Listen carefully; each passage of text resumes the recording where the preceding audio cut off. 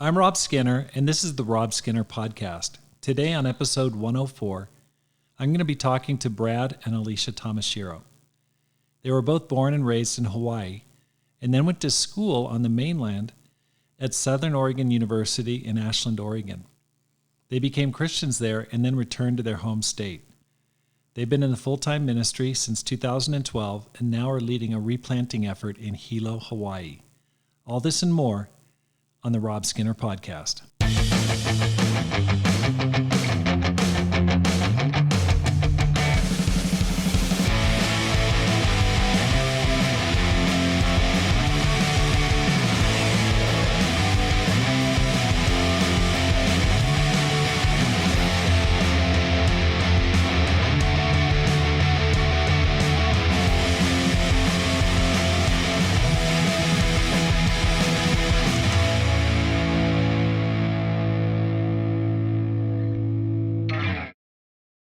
Welcome back to the Rob Skinner Podcast. My goal is to inspire you to live a no-regrets life, to make this life count, and to multiply disciples, leaders, and churches. I'm recording today's podcast in Flagstaff, Arizona.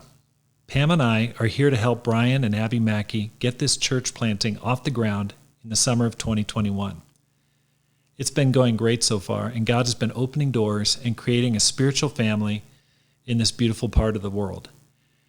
There are a few things I want to let you know about before I introduce today's guest. Number one, if you are interested in the Flagstaff mission team, it's not too late to join. Simply go to my website, robskinner.com, and email me.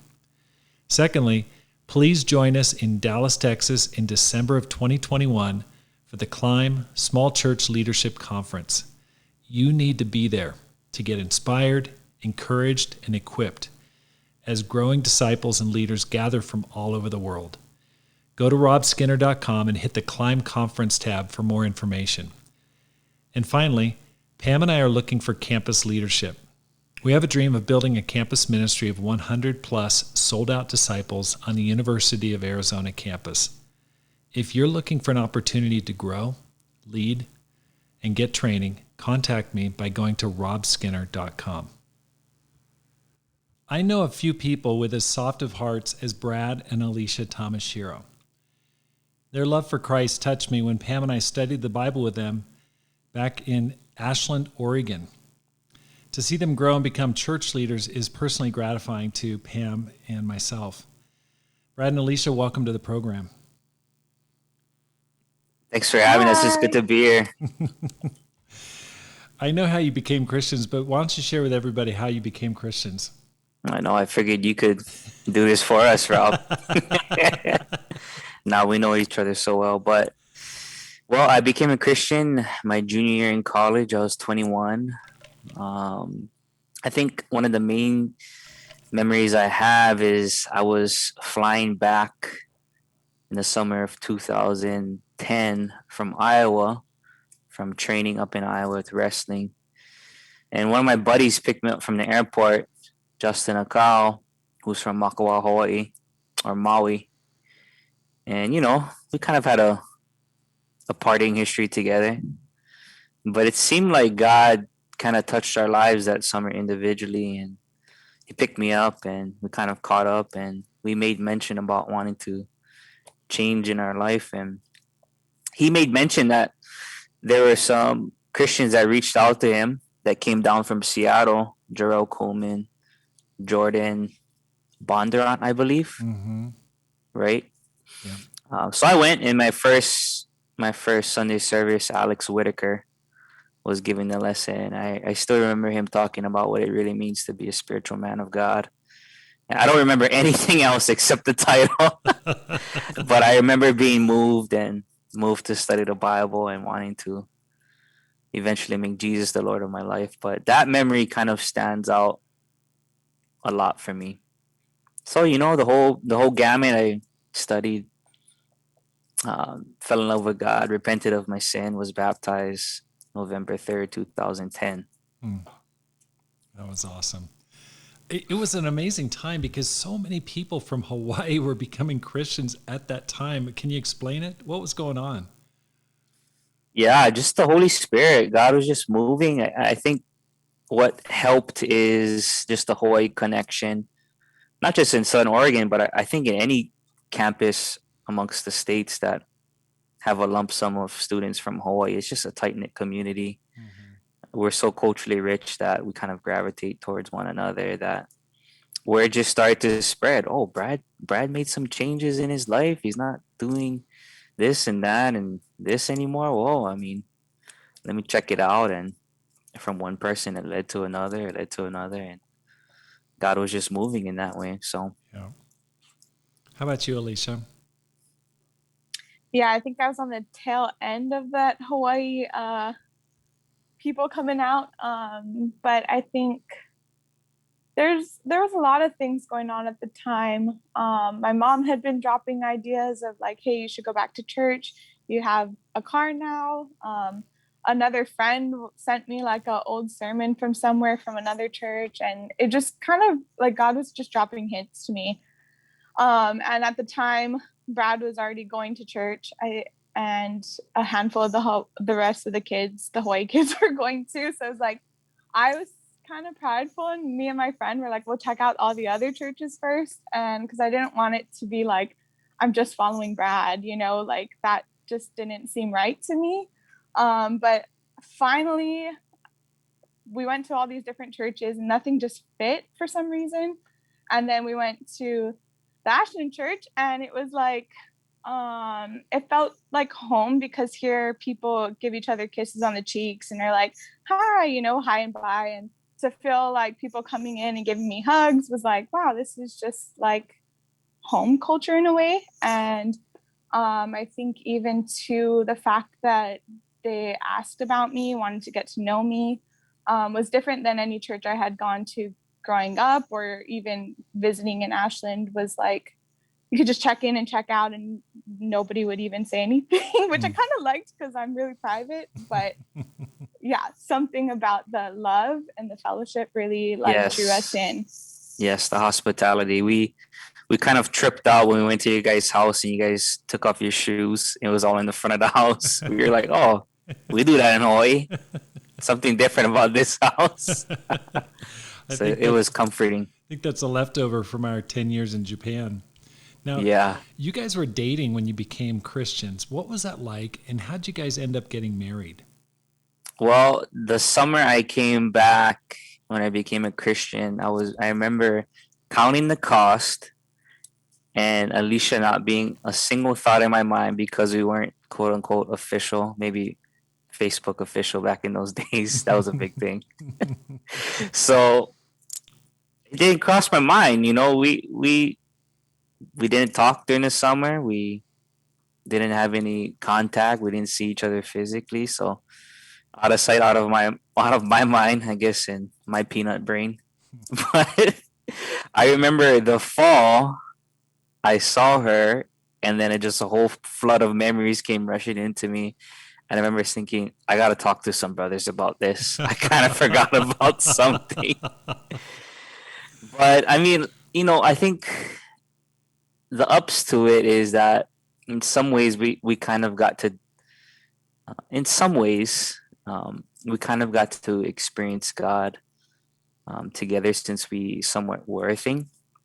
But in other ways, we also were able to kind of do it individually as well. So that was refreshing and challenging it and everything that came with it. So I don't know if Alicia wanted to add something, but Yeah, I definitely wouldn't recommend it for anyone. But I think it was a messy period. I am grateful that I was able to kind of fixate on God and not Brad. And I think it partly was like pride, like I don't want this guy to like change my life and tell me what to do. So I'm gonna just like study it and learn it for myself and all of that. But I think yeah, it was just messy at times, and we had to relearn how it looked like to date, and we had some really hard talks, and you guys, I mean, probably remember them. And yeah, but I think I'm really grateful for God's grace and mercy, because I've seen a lot of other friends who had different relationships leave, and so I think we're only here by the grace of God, and I'm really grateful for that. What I find amazing is Alisha, you were the president of the Hawaiian Club, and it was a big club on campus. And I remember you invited us to come out, and it was a massive party. I mean, it filled up like an auditorium, like a big area, and it was a barbecue. And Brad and another brother named Aaron were dancing a Hawaiian dance, and you called me up on stage. It was crazy. I mean, Brad, he just looked like he had a little diaper on, and so did Aaron. All the disciples who were visiting, they were like, oh my gosh, kind of peeking through their fingers there. But it was an amazing time. And I remember how cautious you were, Alisha, when you first came to church. Or when you came over to our house. You had a very guarded look. Yeah, I was super scared, actually. I told Brad, like, I don't want to go anymore. Like, what am I doing? But I think, yeah, seeing the slippers at the door. Also, I remember Pam making teriyaki chicken and rice. It was, like, super comfortable. I was so afraid. I was like, I have nothing to say spiritually. I don't even know what I'm getting into. But you guys made it so comfortable and so, like, normal. So I'm really grateful for that. Yeah, good memories. It just still amazes me because that college was it is so small. It's like 5,000 people, and yet there were just so many Hawaiians. It was like God was doing something clearly, because a lot of Hawaiians became Christians. Now, from that time, how did you guys choose to go into the ministry? Yeah, just a series of events. I don't know if you remember this, Rob, but I remember going on our annual Labor Day camping trip, and it was somewhat like a movie. We were just sitting on the beach, knees up, hugging our knees, sitting back on our behinds and looking at the sun going down, and kind of just asked, "You ever think about ministry?" And I was like, "Absolutely not."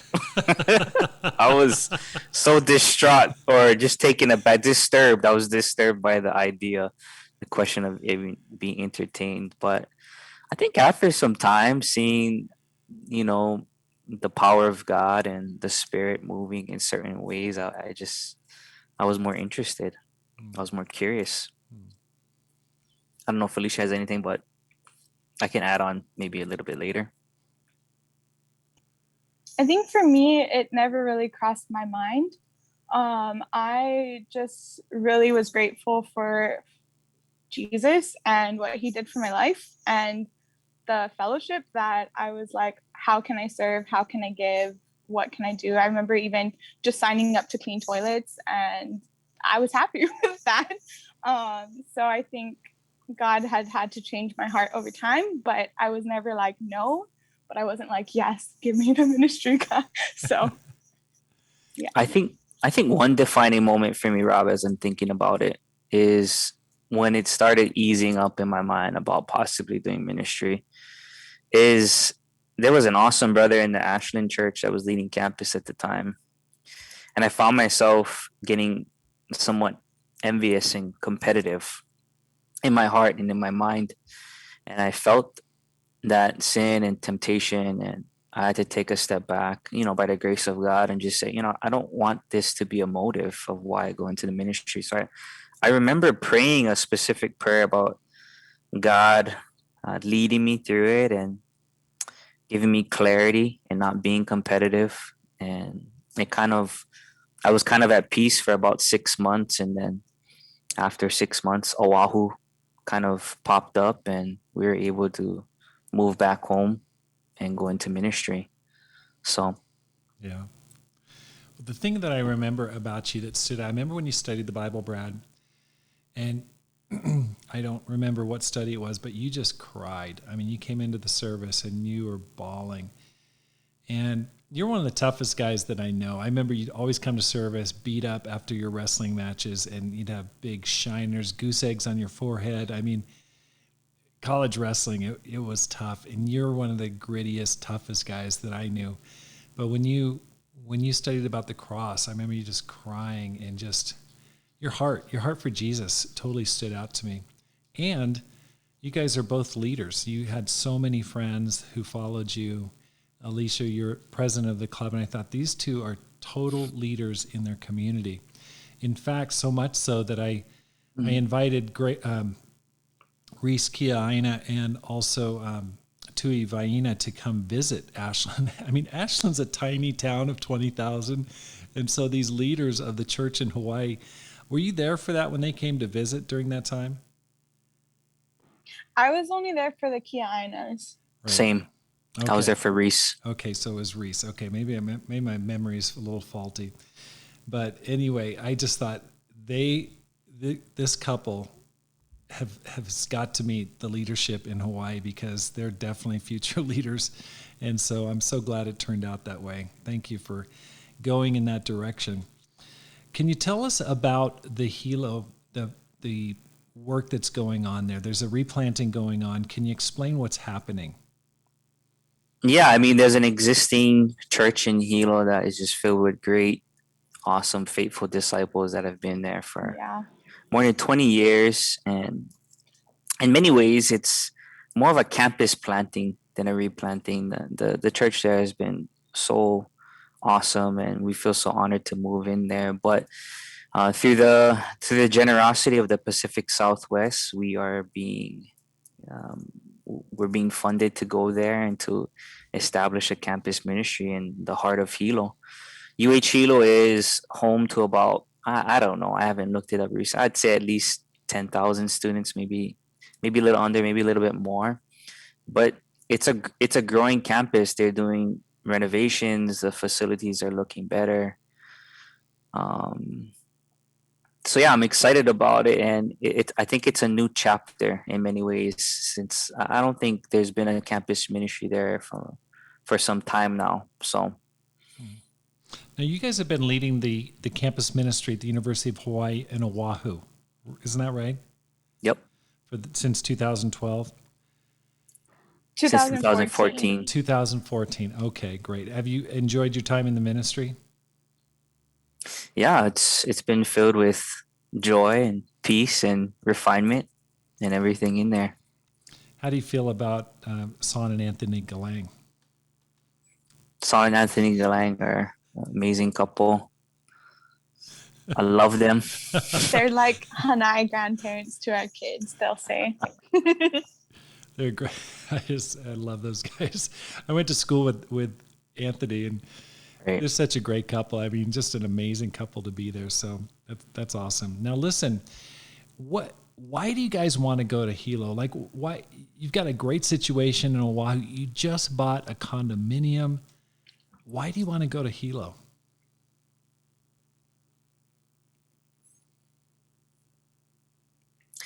I want to go to Hilo because, since I became a disciple in Ashland, it's always kind of been on my mind and my heart, a dream to go back to my hometown, Hilo, Hawaii. I'm born and raised there. Wow. To make a difference, to be quote unquote with my people. It's been nice to be in Oahu, to be home, but Hilo is where I'm from. I know a lot of relationships. I know a lot of people there. And behind the facade of paradise, there's problems. There's a lot of homelessness in Hawaii. There's a lot of the drug use is high. There's a lot of crime, domestic violence. Even parts of my family have been victims to that, and that's just where my heart is to do work. And through the guidance and the spirit of God, it's been made clear that this is where God would want us to experience God's mission and God's fruitfulness and God's harvest. So that's, in a nutshell, that's why I want to go to Hilo. Now, you helped your parents become Christians. Can you tell us how you did that? What happened there? So when I became a Christian in Ashland, after them coming around in Ashland and checking out the church and having some good conversations, we made connections back home, and we realized that the Hilo church actually met at a park that was less than a 2-minute walk away from our house. Moho'uli Park. Moho'uli Park. And what's ironic is this park is where we're going to live. We're going to be living in a house that our parents is so generously gifting us. Wow. That is not that far from the park either. So it's kind of like strange in a way that everything's revolving in a specific location. But anyway, my parents went to the church for the first time, and connections were made there. I think one observation I seen where it started to really take a turn was when they started having connections with Anthony and Son, and they were already studying the Bible before that. But when Anthony and Son came in, and we even got to join, it felt like it was their time after about 2 years of studying the Bible. So a lot of great heartfelt conversations and whatnot, and we flew over there on a 1-day notice, and we were able to help baptize my mom and my dad. Wow. Back in 2016. Wow, that's awesome. Wally and Patty, what a great couple. They must be so excited you're going to Hilo, coming back home. Yeah. Yep. Excited to have the grandkids in their backyard. Oh yeah. Now, Alisha, you've got 2 young kids. Really toddlers, right? Just little kids. 3 and 1. Okay. How do you feel about going? That's a big change. Yeah, I think, I come from the windward side of Oahu, so cold, like climate and all of that wise, it's pretty similar.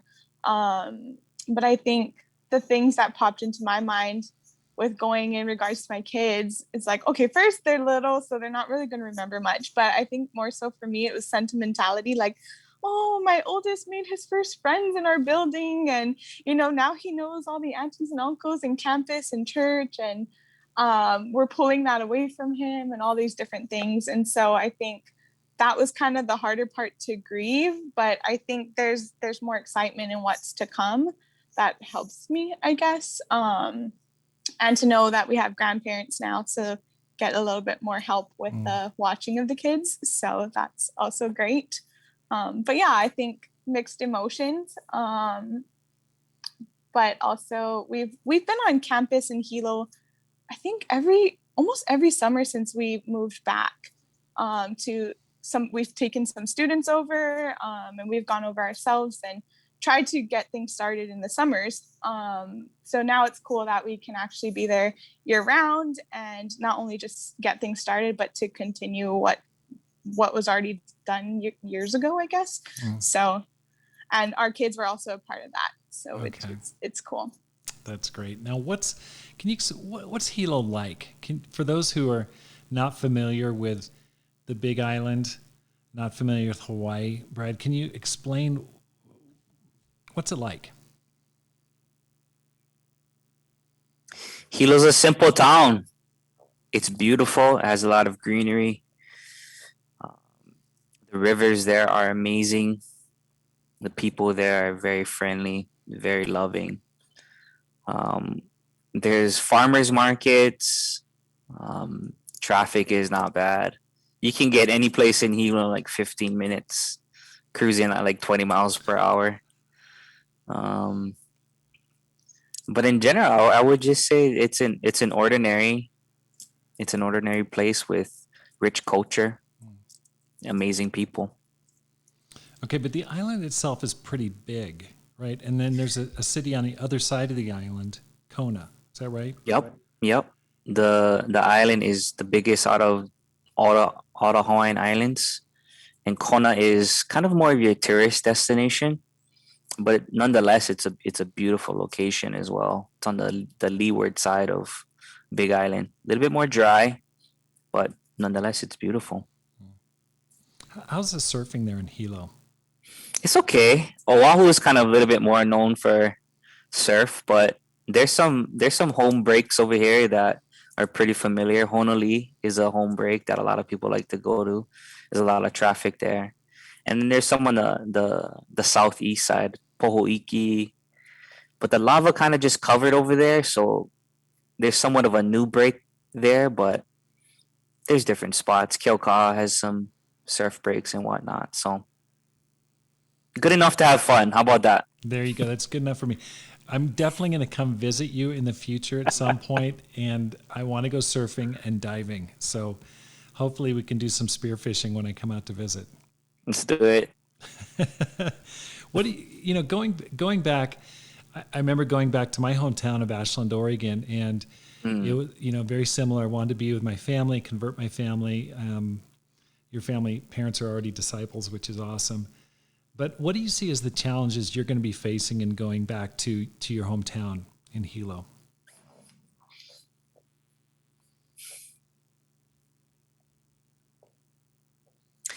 Can you think of anything?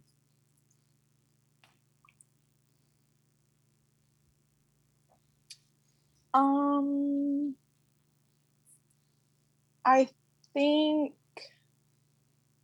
coming from a fast-paced city to a slower city, I think a challenge may be that we come in with like what we've done here, or like for campus we have things all the time, and just not sure how that's going to take in a slower town, if that makes sense.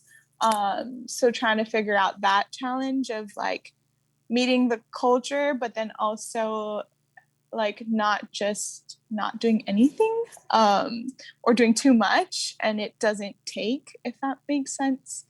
That's the only thing that comes up off the top of my head right now. Yeah. I think that's a kind of a long-term thing. The culture is beautiful and it's rich.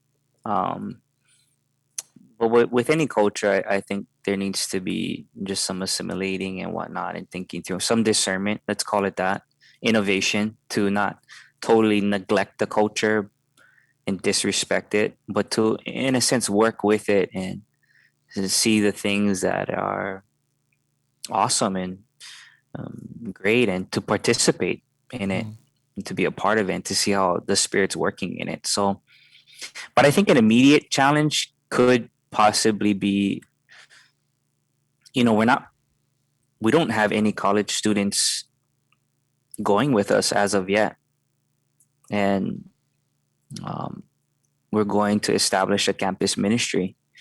And we envision doing that with a team, with a family, people to be on campus, to experience campus life, to experience what it means to help establish something like that. So that's an immediate challenge. Okay, so you're going over as the campus minister, is that right?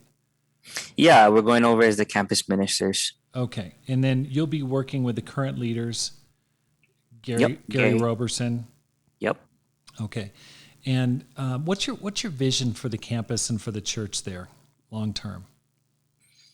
I mean, my vision for the campus ministry, maybe even extending outside of Hilo and all of Hawaii, is to be able to have somewhat of this dynamic where campus retreats can start to happen within the islands of Hawaii.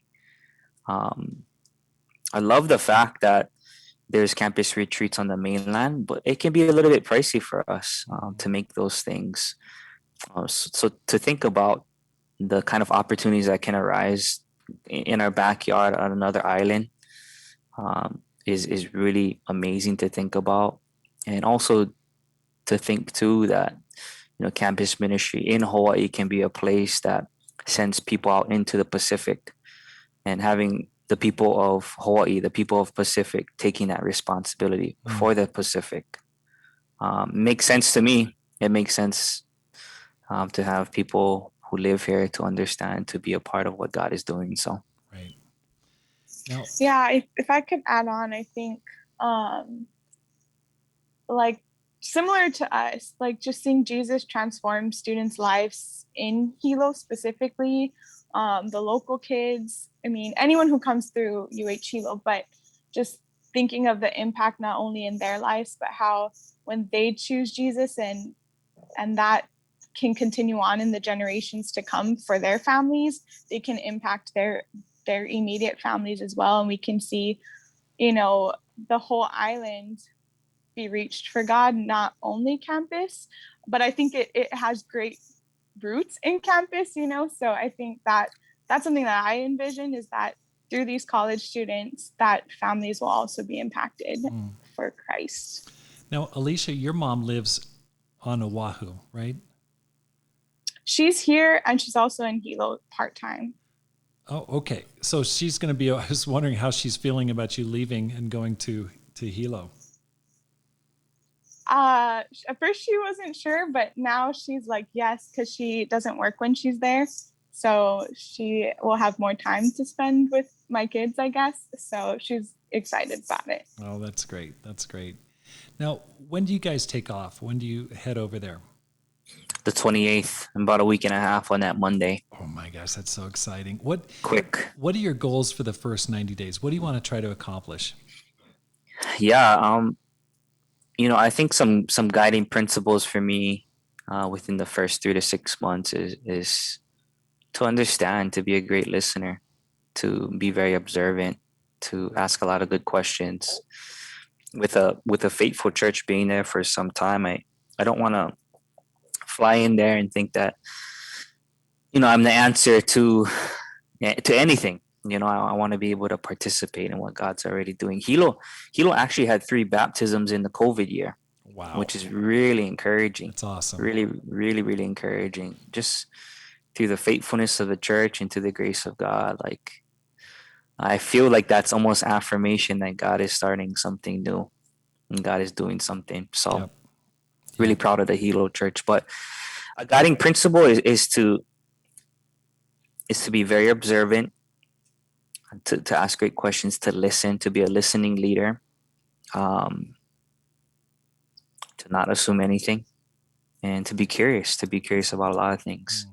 I guess more on a tangible level, since Alisha and I are going there initially by ourselves, there's no campus students coming with us per se right now.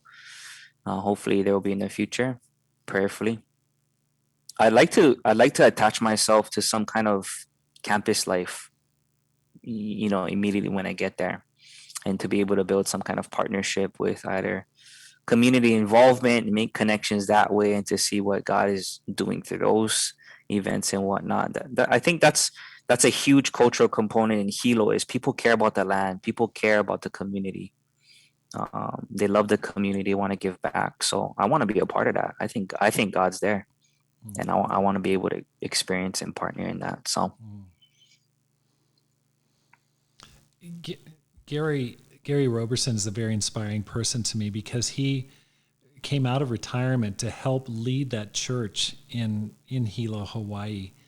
And he's in his late 60s, and I think it's a great opportunity to help him. And right now I'm recording this from Flagstaff, Arizona, which is similar in the sense that the church is led by a person, has been led by a couple, the Burfords, who are in their 70s. And they came out, and for the last 7 years in retirement, have given their time to lead this kind of a satellite ministry until professional ministry could come. And so I really commend them for making the search. And when they announced that they were looking for somebody, I know, Brad, you were the first person I called. I said, Brad, you got to go to Hilo. And I'm so glad you guys decided. I knew there were a lot of challenges for you to do that, but I'm amazed and happy that you've decided to do this. Now, let me ask you this: what you guys you're going right now as the campus minister? You're looking for more people to go with you. Is that correct? Yeah, I would love for college students to come with us. Okay. What kind of people are you looking for? Yeah, I mean, initially thinking about college students per se, I would love to have people that are willing to look for something new, to think outside of the box, to be innovative. Someone that wants to, in some ways, go on an adventure. We believe God's moving already in Hilo. We're just not there yet. I believe God's there doing something, and I'd like to have a group of college students to be able to discern, to have those conversations, to think through, to pray through, to dwell in God's word and realize that God is moving on Hilo right now as we're having this podcast. How can we be a part of that when we get there? So as far as college students, I guess that's what I would say. Alisha, I don't know if you had thoughts, but Yeah, I was thinking even, I mean, college students, yes, but even anyone who has a heart for the youth or college age range, because I think there could be great depth in that too. So maybe people going back to school for their masters or whatnot, but whoever has like a heart for that age range. And then I think as far as characteristics, just someone who's humble, teachable, prayerful, and yeah. What if a That's all I person can were think not a of. college student? Maybe they're single, married, older. Would that be someone you're interested in having on the team? absolutely. I was just thinking about mentioning that. Yeah, even outside of just campus, um, we're keying in on establishing a campus ministry, but we're wanting to exist in the church as well too.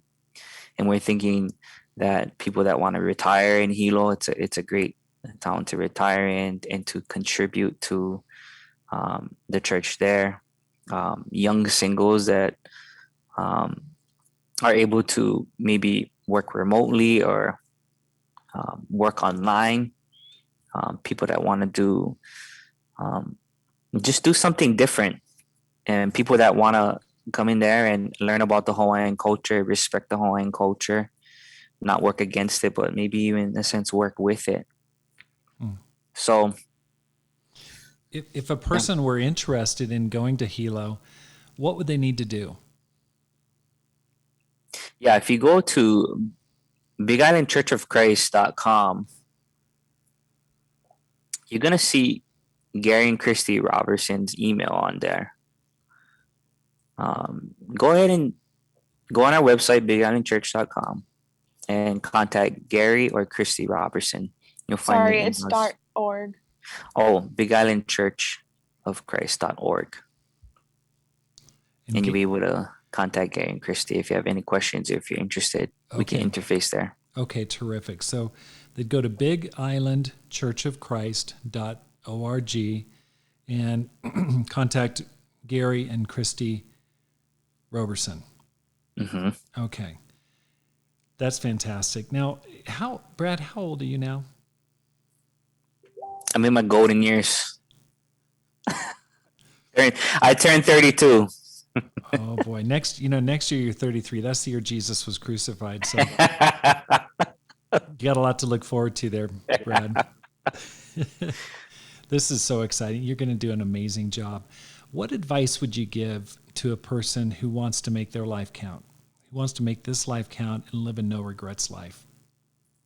My advice to the person that's wanting to make this life count is to develop an identity that is centered on God.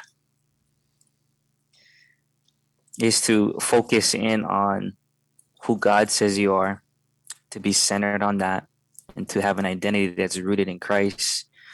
And I believe the things that flow from that will be exponential. The faith, the courage, the risk taking, the joy, the peace that is attached to that is, I think, will be fruitful.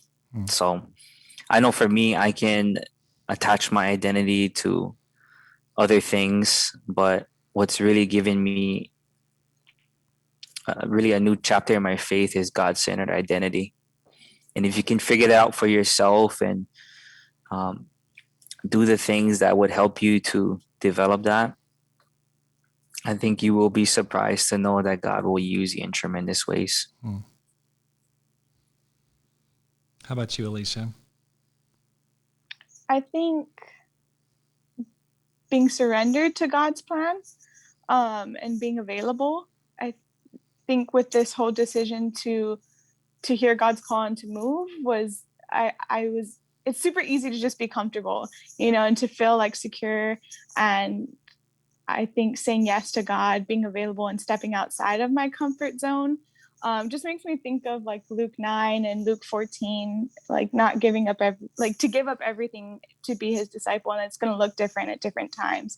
For me, it was the comfort and the security and, you know, a lot of what a big church brings, the family aspect for my kids and all of that. But being able to be like, no, when I became a disciple, I said, Jesus is Lord, not my comfort, not my ideas, not whatever. So I'm going to choose to not close the door on God and to go. So yeah, be open, available, and humble, surrendered, any of those words. Right. Well, when you guys decided to go, there was a major obstacle with your housing. You just bought a brand new condominium. How did that get resolved? Yeah, so lo and behold, before we even applied, we had to think through the housing component because we're in a 5-year term. Since there's shared interest, it's affordable housing, so it's tied to the state, I believe, Alisha. I don't know, but yes, tied to the state. So we're in a 5-year term. You can't get out of it within 5 years. So I interfaced with some contacts, and lo and behold, because of COVID and because of possible job relocations, they're putting people through a process to let them free from their term. Wow. So we are free to do as we please with our condo to go and experience what God is doing in Hilo. That's amazing. It's amazing when you surrender to what God wants, he opens the door. And it's amazing because you guys were willing to do it, and then God opened the door through faith. So all the best to you guys. We'll be praying for your work in Hilo. I can't wait to hear the good news that's coming out. Love you, Rob. Love you too. Love you guys. Thank you so much for joining the Rob Skinner podcast. If you're enjoying this podcast, please hit the subscribe button and let your friends know about it and how to find it. Because my goal is to inspire you to make this life count, live a no regrets life, and multiply disciples, leaders, and churches. Have a great day and make this life count.